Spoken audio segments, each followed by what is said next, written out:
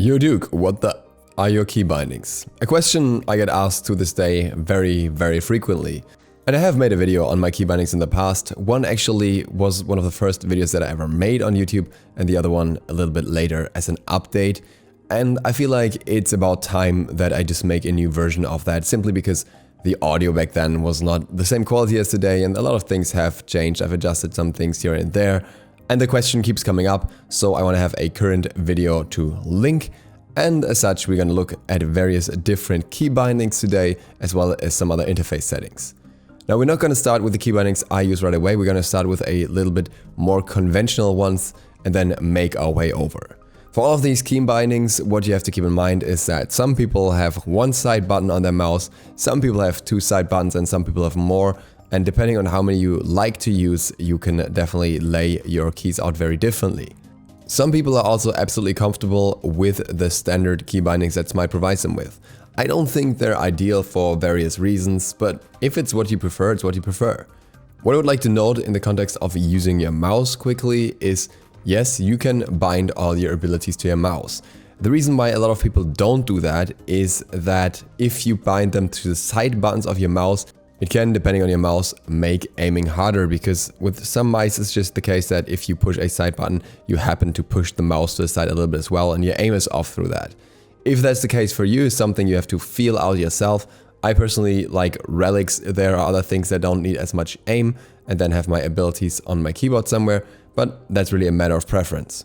How you bind your keys also determines how many fingers you can have on your movement controls at all times to juke, etc. So that's another decision that comes into play here. Obviously, depending on if you play normal, instant, or quick cast, or a mixture of them all, you will also feel differences here with different key bindings. Now for the key bindings themselves. The first one here is one that uses the standard WASD movement, but it rebinds the ability keys. The binding in this case is Shift for the first ability, Q for the second ability, E for the third ability, and F for the fourth ability. This one is probably the smallest deviation from the norm.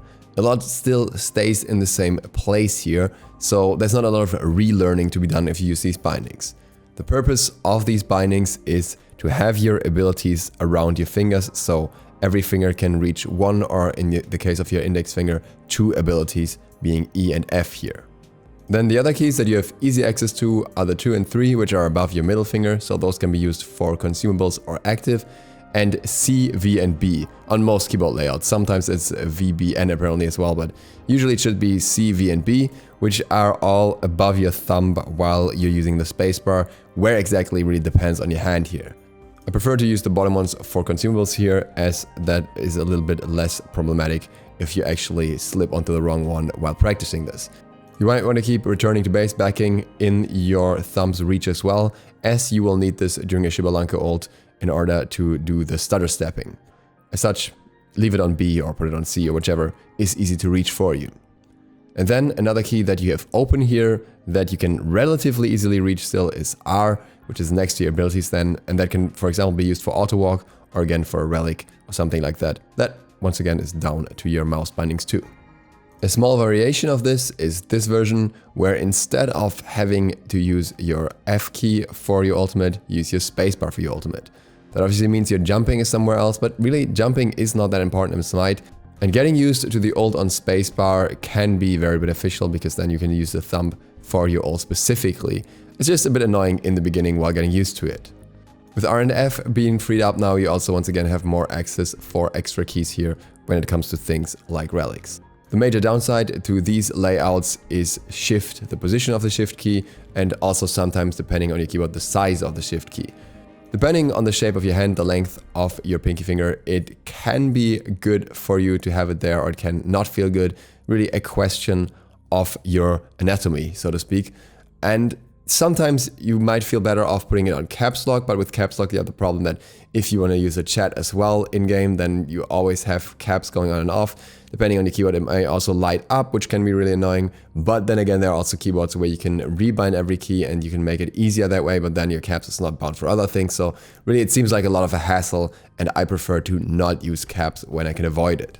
There is a way to avoid that, and that is probably the craziest way of them all, being the one that Captain Coach introduced me to. I actually talked to Captain Coach about layouts a long time ago for abilities and whatnot. And he said he wanted to take it a step further and find a layout that allows him to keep all of his fingers on the movement keys basically, or have one finger on each movement key except the backwards one, S, because you're only using S or W, and still have access to all abilities. And what he did is he heavily involved his pinky finger for abilities. I marked Z and X here depending on how your keyboard is laid out. You may have to use Shift or you may have another key there.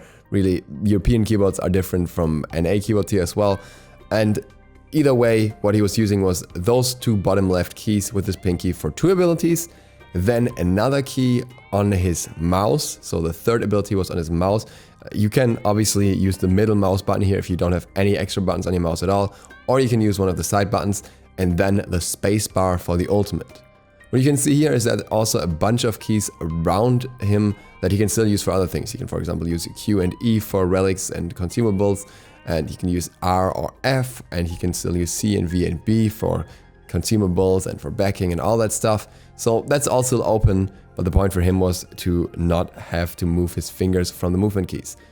It takes a lot of practice, I can say that much. I did not get used to it and I did not get a feel for it, but he eventually did, and he said for him it felt really nice once he got used to it. And then last but not least, here are my key bindings. My key bindings basically follow the same concept as the first bindings, only with some adjustments that give you more space in terms of keys that you can use on your keyboard and that take away the awkward shift for an ability. Instead, you're using ESDF for movement. Your first ability is on A, the second one is on W, the third one is on R, and the last one is on the spacebar. Obviously, the other keys shift a little bit here. You may use other keys for consumables and for backing. VBN seem to be rather likely here, and you have other keys around your main keys that you can use. Q is now open, which I use for my auto walk, for example. I actually bound the ability keys for leveling to 1, 2, 3, 4 as well. So that's an option, and you also have T and G if you want to, if you don't have mouse keys for your relics, for example. To me, these bindings feel the most ergonomical by far, and if you're a World of Warcraft player, you may be familiar with offsetting your hand from the normal WASD to ESDF instead. But if you're not, then this takes a bit of practice, it takes a bit of getting used to. But by now, I'm actually so used to it and so comfortable with it that I also have no problem switching back to another game and playing WASD there either. I think all of these options should give you a good overview and a bit of inspiration for what you can do with the key bindings and how you can place them in a way that's more comfortable for you. Which option is the best is something you have to figure out for yourself. I would generally recommend moving away from the 1, 2, 3, 4 key bindings sooner or later, because I really don't think they're the most beneficial ones for most players. Now, a quick look should be taken at the interface settings here as well, as some of that is relevant, and I'll just quickly go through that. In the first window, in the video window, you can basically leave everything the way you want it. You can obviously consider changing your screen type here. Full screen gets you the higher FPS. I'm just doing borderless to show you the rest real quick. The important part here is user interface. You can consider to show your health above your character. That gives you a health bar right above the head of your character, but that also blocks your vision a bit for skill shots. So that's something that is worth keeping in mind. Really up to you. The controls we already went over in terms of the key bindings, but you also have some extra options here. None of that should be touched unless you have some very specific settings, aside of the sensitivity. A lot of players play with a very high sensitivity. Even by pro player standards, my sensitivity would be very high still. I just am a bit lazy when it comes to moving my mouse. Some people play on very, very low, on like 5 sensitivity. Then you can obviously adjust your mouse DPI along with that, but generally lower sense in Smite makes for much smoother aiming. And then you have the targeting settings. You have the ruler as an option to show you the exact length. I would recommend that in general. And for the rest, the ground target, I like the arrow, but the other 4 here are fine. Basically, the arrow is just the most visible one, so I prefer that for aiming. And the reticule is something that I think is more distracting than anything, because it doesn't really help when you have the ground targeter and the ruler already. The highlighting can be used too. This highlights the characters, the enemies a little bit when you target them, but in the end, I didn't find it that useful in the long run, so I don't really use it anymore. Casting mode here determines the default mode of casting, and this is kind of relevant because this is what is being used for your relics. And as such, I prefer to have this on either quick casting or instant casting. You still adjust every casting for every character on their own by pressing K and then adjusting each spell individually or each ability, but this one is the one that you can't really fix up later. Outside of that, you can also adjust your HUD completely by pressing escape and go into the HUD editor.